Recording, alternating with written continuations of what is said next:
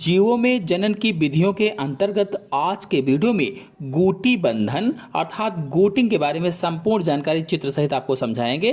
तो पूरी जानकारी के लिए मेरा पूरा वीडियो लास्ट तक देखिए और यदि अभी तक हमारे चैनल को सब्सक्राइब ना किया हो तो सब्सक्राइब जरूर कर लीजिए।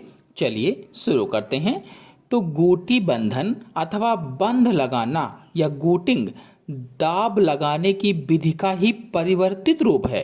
कहने का मतलब यह है कि गुटिंग दाब लगाने अथवा लेयरिंग का ही एक नया तरीका है और इस विधि का प्रयोग वृक्षों की अधिक ऊंचाई पर स्थित शाखाओं पर किया जाता है।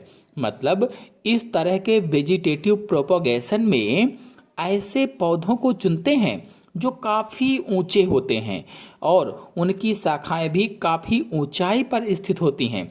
ऐसे पौधों को चुना जाता है गुटिंग के लिए। इसके बाद कहा गया है जहां पर दाब विधि का प्रयोग नहीं हो पाता है, मतलब जहां पर दाब विधि या लेयरिंग का प्रयोग नहीं हो पाता वहां पर गुटी बंधन किया जाता है अथवा गुटिंग करके नए पौधे उत्पन्न किए जाते हैं। और इसमें वृक्ष की एक स्वस्थ शाखा के बीच से चाकू द्वारा छाल हटा देते हैं। मतलब ये हुआ कि गुटी बंधन के लिए एक स्वस्थ अच्छी शाखा को चुन लेते हैं, जो अच्छी शाखा हो, स्वस्थ हो, हेल्दी हो, और उसके बीच में थोड़े से भाग में छाल को काट कर अलग कर देते हैं और कटे हुए भाग पर गीली मिट्टी लपेटकर मोटे कपड़े या टाट द्वारा बांध दिया जाता है। मतलब जहां पर छाल हटाया था उस भाग पर गीली मिट्टी चारों तरफ लगा देते हैं। इसके बाद में मोटे कपड़े से या टाट से उसको चारों ओर से बांध देते हैं। और आपको बता दें कि छाल रहित भाग पर गीली मिट्टी का लेप लगाकर चारों ओर से टाट लगाकर बांधना ही गुटी बंधन कहलाता है।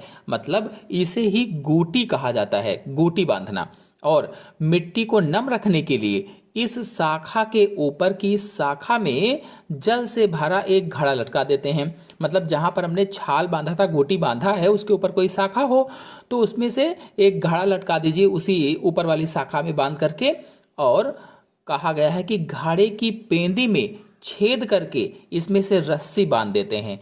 तो घड़े के पेंदी में छेद कर दीजिए और रस्सी उसी गुटी पर पूरे पर लपेट दीजिए। इसलिए कहा गया रस्सी का स्वतंत्र सिरा टाट पर लपेट दिया जाता है, जिससे कि पानी रस्सी से होता हुआ टाट तक पहुंचकर मिट्टी को गीला रख सके। जब गोटी पर वो रस्सी लिपटी रहेगी जो घड़े के अंदर से आई है तो धीरे धीरे करके पानी रिसता हुआ उस मिट्टी को गीला रखेगा और घड़ा खाली होने पर पुनः जल से भर दिया जाता है। जब देखे कि घड़ा खाली हो गया है तो फिर से उसमें जल भर दीजिए। इस तरह से गुटी हमेशा गीली रहेगी ताकि जल्दी से उसमें जड़ें निकल आएं।